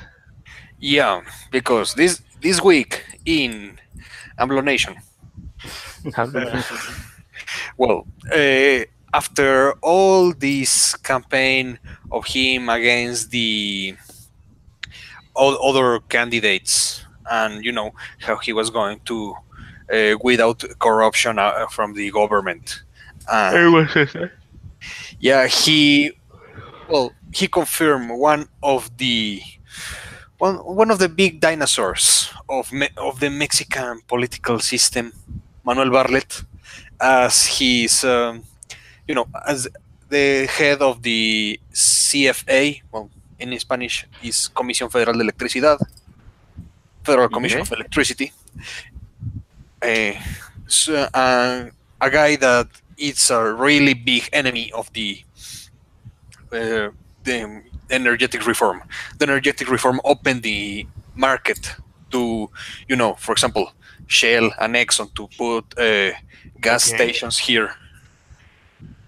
So everybody is like, also, this guy was Minister of Interior of Miguel de la Madrid, Mexican president back in the 80s.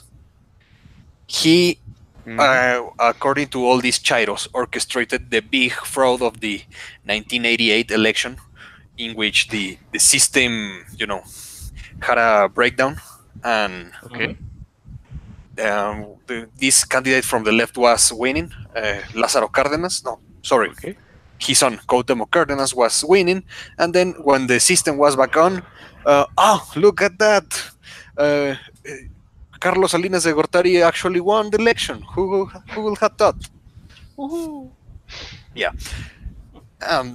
So everybody was many people inside even the closest circle of López Obrador is really mad about this thing.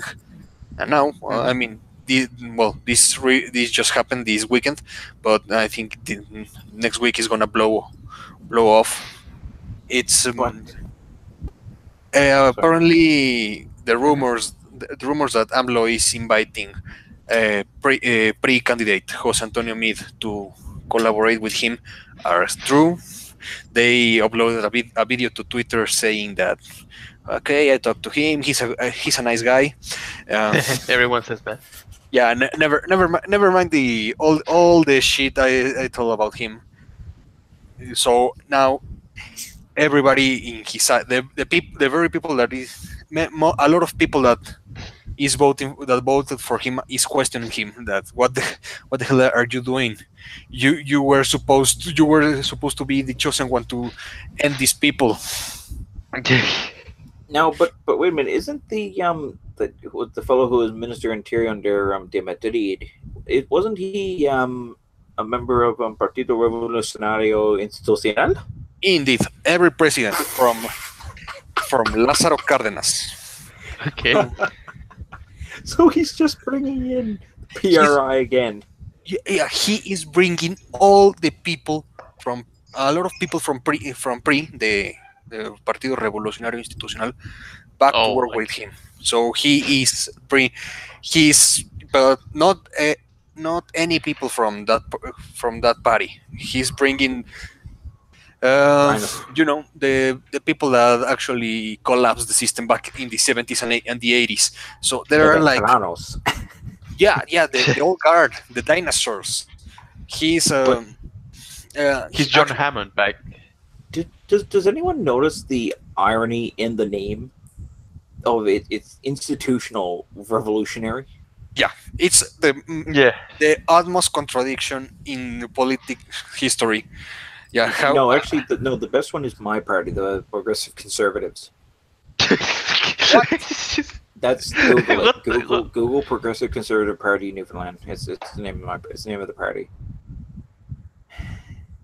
Progressive Conservative Party of Ontario.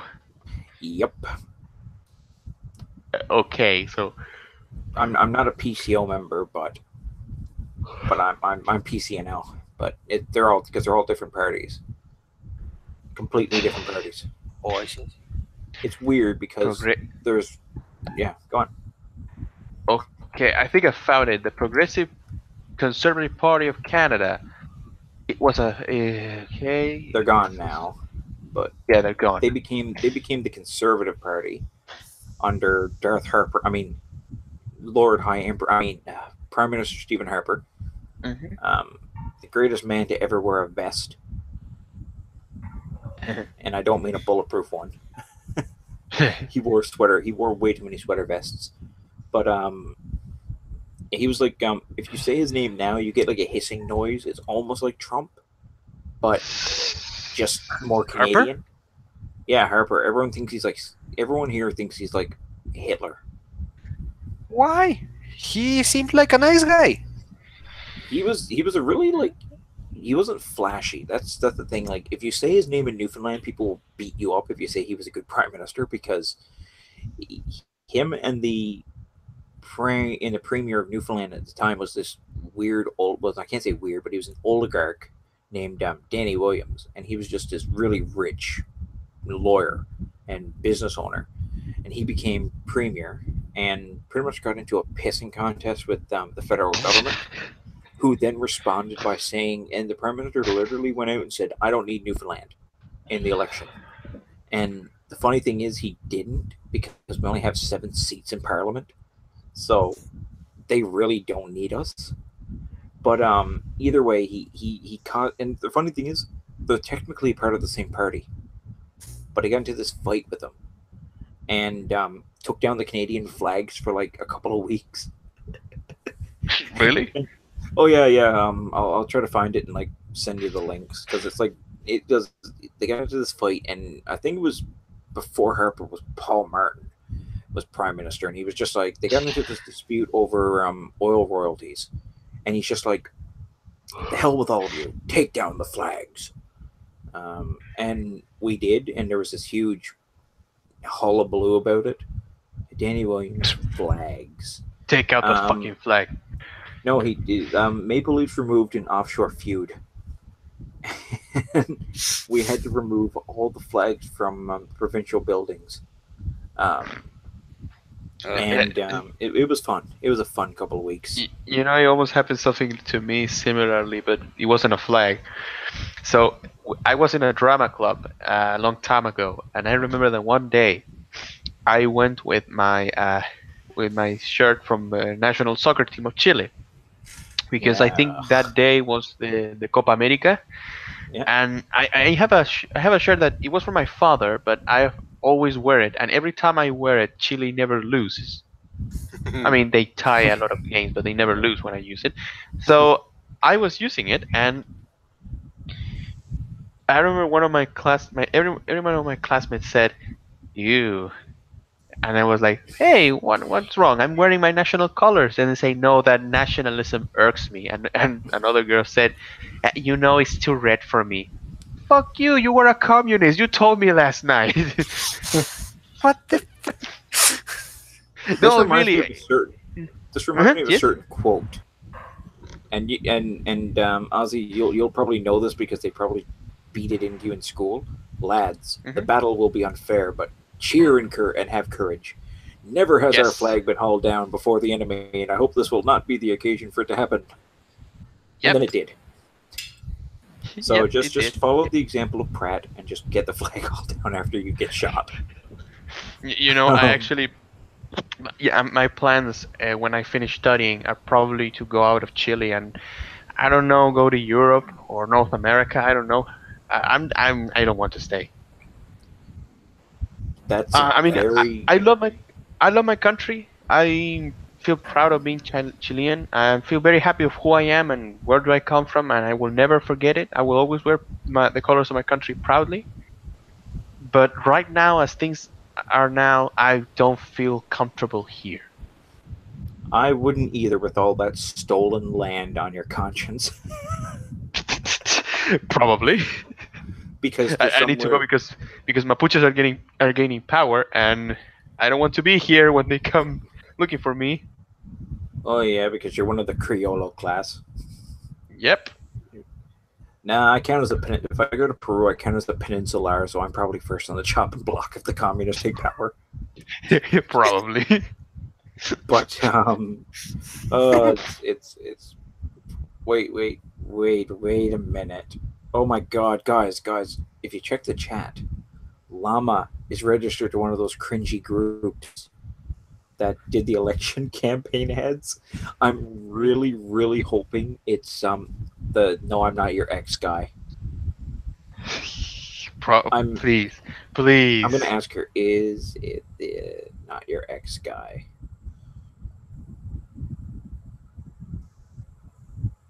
But we'll find out from our lovely cafecita. A lolly cafecita. I She love you, is. llama. Oh, everyone loves Llama. If you don't, you're a fascist. A racist, mostly. But I You was hate reading brown people. and I've actually discovered the worst newspaper I've ever seen in my life, and it's the Huffington Post. Um, have you guys ever read the Huffington Post? Oh, I've read it. sadly. it. It's basically It's like reading BuzzFeed. no, it's worse. It's just BuzzFeed I with the hear. and the Guardian all in one. Yep. Oh, it's horrible because I was reading one and the article. I keep the article because it was just so it makes your butthole clench when you just read it. Um, because it was where was it here? It was like the fascist have won or something like that because of the unbearable whiteness of baseball. No, that's not it. But that was actually another one. Apparently, baseball is too white, just like I mean, football is too the- Latino. there's a lot of players in baseball who are from Venezuela or Cuba. Yeah. That's a very idiotic statement. Shh, And don't change facts. and Japan too. There are a lot of Asians playing baseball. They love it. Oh yeah, Hmm? they really do. I'm trying to find this because oh, where is it? It's honestly the sweetest fruit on the low hanging tree that I could ever pluck. Because it's essentially they're just saying that because they didn't let Antifa go around and beat people up, fascism won, and the police have supported the I fascists. in this week in Portland. You mean? Yeah. The Patriot Prayer, which is pretty much, if you want to listen to the HuffPost, it's essentially the Great Mexican Chase Away. All these like old rich Confederate slave owning white men like gather up and they bang a stick against a burrito to like drive the Mexicans out and back to California. and and that's the way they made it sound because it's just like all these horrible white supremacist racists showed up to pray. They always say that. But speaking of prayer, like I'm trying to find this article so I can read it and we can all laugh. Um, is AMLO, like you said earlier, like a while back, AMLO was working with the different like Christian groups. Yeah, evangelical party that actually lost their register. Yeah, their I don't know if it's just me, but I saw a guy. I think he was a YouTuber, Nightmare Fuel, who was just discussing with some other dude about a military intervention in Mexico to stop AMLO, and I was like, "Hey, calm down, mi negro, calm down." First off, Ooh, shots first fired. off, yeah, first off, the last time the Americans intervened in Latin America, we had Pinochet, and we have plenty of other military governments here in South America, and we don't want no other. Thank you very much. And second, AMLO is pretty much the most.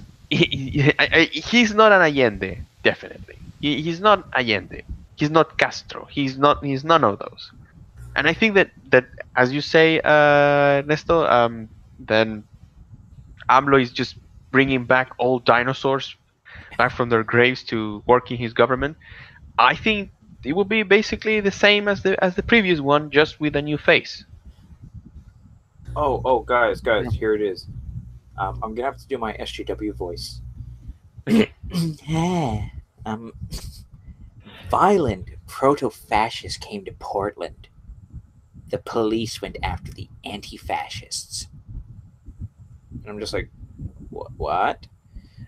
Police did a good job on preventing what could have been the most violent far right rally since last year's deadly Unite the Right gathering in Charlottesville. All they had to do was protect the proto-fascists who came to town, use riot control weapons, flashbang grenades, and chemical irritants against the anti-fascist counter-protesters. Come on. Like, you see how the wording is? It makes it sound like the police are supporting Like the the police are white neo-Nazis. supremacists. And But that's then the again, way that it happens the same here. For example, every time that there is a right-wing demonstration, they don't do nothing because they're mostly peaceful. But every time a leftist do a demonstration, the police has to intervene because they are destroying property, and then they're saying, "Look, they're oppressing us." Of course, bitch. Of course, you're destroying other people's property, and not only other people's property. I've lost count of how many times I've seen anarchists and communists here. Every time they go to protest to destroy public spaces, like bus stops or ATMs, or even destroying just basic just parks, where people just go there to have a good time. And I'm like, I mean, you're destroying the things that the people you're supposed to defend want in that one, because people want basic things. They want safety, they want healthcare, and no, you're just basically going to destroy everything because you fight por el pueblo, por la revolución, cosas like that. oh god, I know it's cringy, is what it is. And It is. the funny thing that I always find is that you always have them like claiming that the police are brutal and this and that. But if somebody broke into their house and it was like a white upper class man who broke into their home, they'd call the cops first. Yeah. But the best thing is that I'm looking at this Twitter from someone who was at the protest in Portland. And he's essentially screeching is the best way I can describe it. As and his name is Dime Store Guevara. Guevara. So he's like, and his Twitter tag is "Where's the revolt," which gives you something. And he's like, content warning, very graphic. My comrade was shot in the back of the head by Portland police today. He was hit by the very first flashbang the cops shot. And it's like, make no mistake, this was an act of aggression and there will be hell to pay. Okay. And here's me thinking, well, you don't have to go to the protest and wear a helmet and look for trouble. If you guys didn't come out in force, the cops probably wouldn't be there firing flashbangs, because I know riot police, and I know guys who are riot police officers who are busy on a very regular basis. Lima. But because they proofies like to protest and also throw bricks. Not all. Llama's adorable and won't do it. No, Lama would probably say to the policeman, "You're very bad boy. You go back home and think of what you did." And then Como te va just starts playing. She probably see a riot force and they said, "Lama, they're Chileans in disguise." And it just turns into a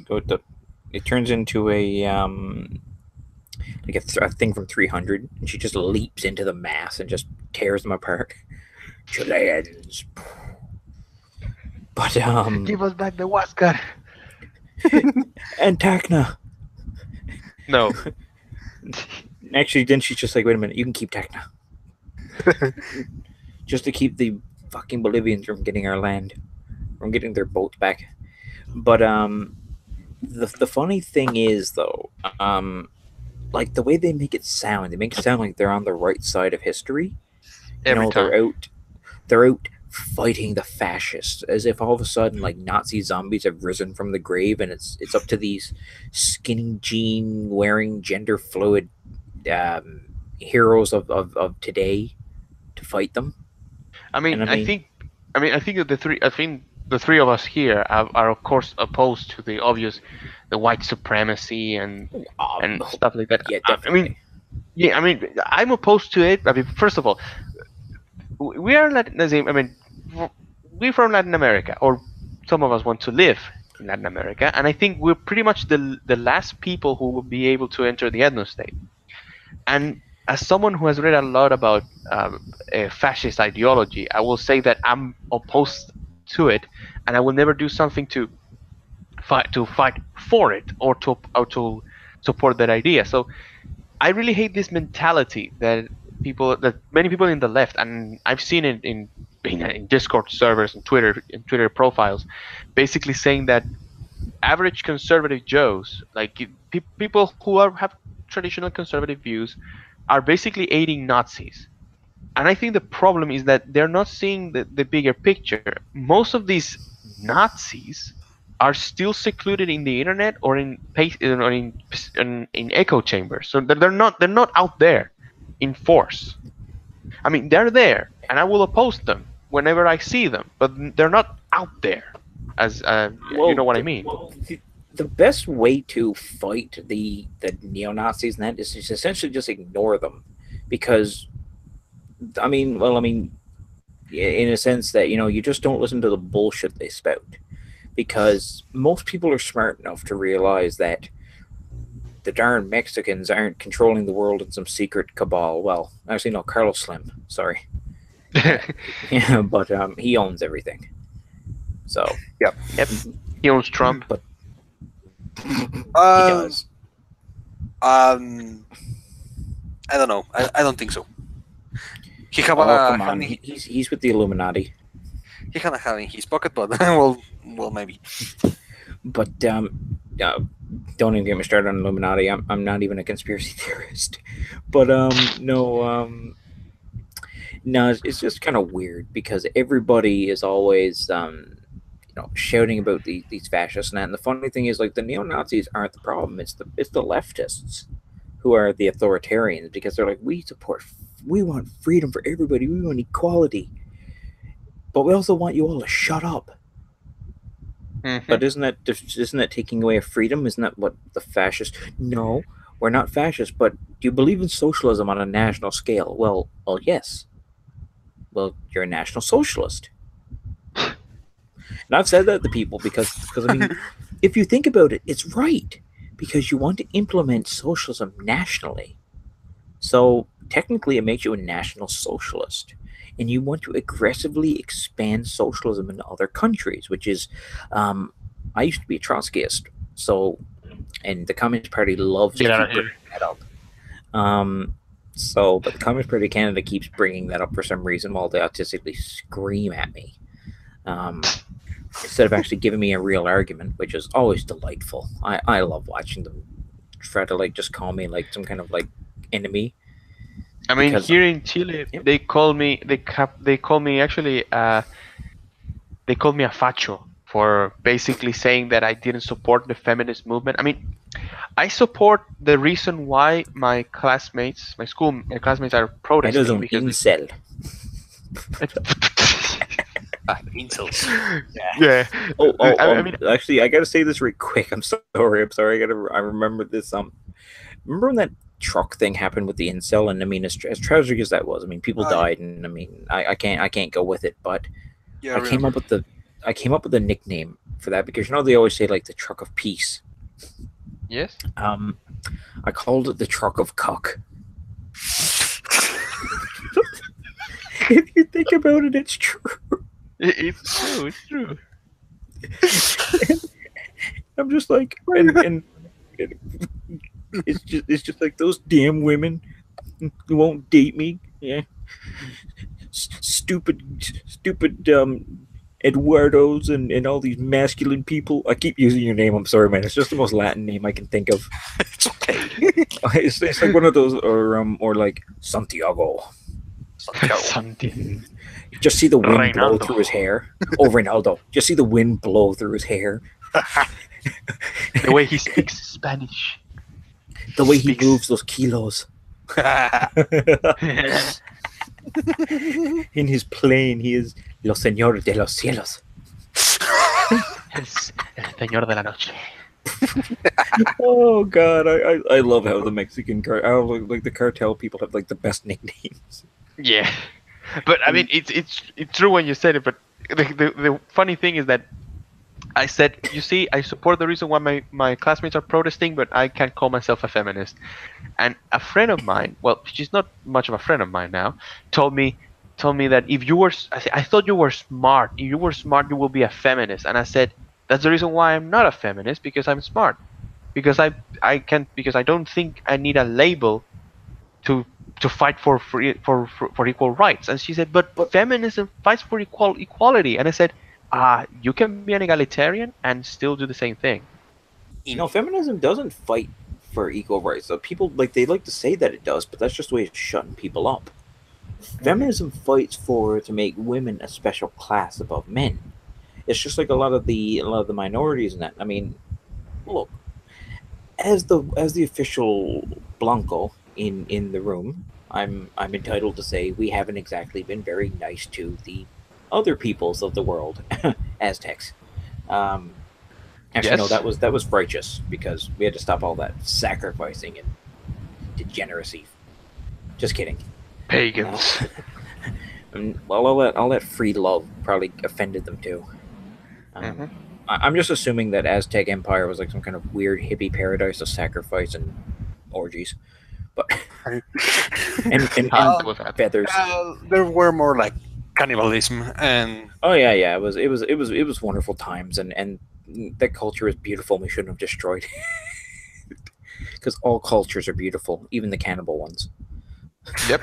yeah, Um, unequal. oh yeah, but no. What I was just saying there is that we haven't exactly been great, but at the same time, you can't. What they want is to say like to have like us is like that. What's her name? Sarah Young said they want to make us into like underground groveling goblins. Um, Uh, if you guys have seen that those tweets, Yes, I the saw that. new recruit for the New York Times, editorial right? staff, yeah, Yeah. the editorial staff, and she's like, I want to like assault old white men, and so they've elected not only a racist but a sadist. So Yep.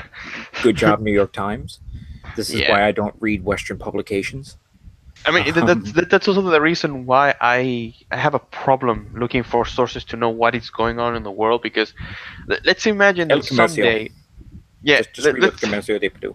yeah, let's imagine that someday, for example, let's imagine that someday in Latin America this happens. So, uh, so what happened was, let's imagine this. So in Argentina, 25 people died from a terrorist attack. Let's imagine from Mapuches or something. And then I think every Western publication will find a way to just basically say, first of all, nothing, or then basically said this was a terrorist attack because it was a misogynistic attack or something. No, well, more than likely, but I think I got a bit off topic there, but guys, I forgot to finish the Newfoundland story about that minister with the McDonald's education. Um, Mhm. she ended up becoming finance minister during the worst part of the budget, and like during our first financial crisis in like 30 years. And long story short, the budget was terrible, and it just raised taxes and caused a few other things, and you even had to pay a levy to live here. They actually wanted to charge people like who made over I think it was $40,000 an extra like $1,000 a year on their taxes. So people got really angry, and they ended up insulting this minister on Twitter a lot. Like some people made death threats, which I mean are completely unacceptable. I think making fun of them, kind of being rude, is kind of shitty, but still like free speech, as long as you're not threatening to harm somebody, you know. But she ends up like you would expect a government minister, to be mature about it, to ignore it, let it, water off your back. You know what I mean? She didn't. She ends up having she had a news conference Okay. to discuss the mean tweets and only invited female reporters. No men were allowed in. And then takes out a piece of paper and crying reads out all the mean names they called her. And I'm just like, no, the trolls have won. And then she gave me her nickname, Kathy McNuggets, because she is a rather large woman who owns McDonald's. So they just said that she kept it. The reason she's that because she just ate all the McNuggets, and she was bawling, and then she quit immediately, and just is now sits in the back benches of the house. It was glorious to behold, and now our two of our government ministers got kicked out of the government and the party for bullying. Really? Yeah, Bullying. they bullying. Not nothing sexual, nothing forceful. It was just them being assholes. They were just rude and hurt some feelings and told one community they weren't getting funding for something or another. And somebody ratted them out. And one of them was the Minister of Education. And he sends out a private email. And he's like, whoever has been going around leaking to the news media about bullying allegations in our government, we're going to find out who you are and we're going to deal with it. We're going to punish you Okay. for doing this. And they kicked him out. He sits as an independent and he hasn't gone back to work for like 6 months. Like the government let him like go home and he gets paid to do nothing. He's getting $98,000 a year just to sit at home. But they've started this weird conversation about bullying here now, and it's hilarious because everyone's just like this horrible bullying problem in our parliament shouldn't be allowed. No one should ever be made to feel uncomfortable in the house. And I'm just like, well, you make fun of the opposition every day, and you blame them for things that's hurting their feelings. Should we not have a question period? But yeah, it's stupid. You think your politics is immature? I'm gonna link you guys to like one of our provinces. Like when the government has their question period, it's a joke. They just like it's essentially I know you are, but what am I? Except for 30 minutes straight. Well, remember this one? I mean, when Lawrence Southern was expelled from her party, Libertarian Party in British Oh Columbia. yeah. That was a time. Yeah. I mean, nobody in here. Nobody will complain about. Oh, no, there's no some such thing as a rape culture. But if some politician would do it, I don't think he will be, thrown out of his or her party. So yeah, I mean, I was like, really, really, is that the kind of things you wanna talk about? It's not, but politics these days is ridiculous. But guys, I think we've been streaming for like about 2 hours. I'd say we should probably give our listeners a bit of a rest and get them all excited for next week's episode. Yeah. So, anything you guys want to say before we close her on up? Okay, so you first. Okay, well, thank you for listening to us. Hope you like it and expect a little more from us next week. Yes, I say the same thing. I think I will do a investigate about any kind of topics that happened during this week for speak about it. But I'm happy that I'm part of all of this, and I hope we can get more people to watch us. Because if not, then what's the point of making a podcast? Well, Yep. I mean, no. I mean, it's also just us having fun. I mean, this is Yeah. Sooner or later, we'll make it big. Sorry, get it's those my llama dollars. it's my neoliberalism speaking. That is not me. Don't worry, we'll get those llama dollars someday. And we'll all be able to afford cafecitos in the bodegas. But Yeah. but with that, guys, I guess Thanks to Alexandria Ocasio-Cortez for that inspiration for our podcast. it is, and guys, I gotta play it again because I think Llama's here listening now. So as we close out, I just want to say thank you all for tuning into Los Tres Caballeros, and expect a lot more from us if we can if they want. I think we've all had some fun, and we've had pretty good chats summed up Yeah. coming up to this. So I think this could be a regular fun thing. So with that, the one, the only, el maestro de música, Santana.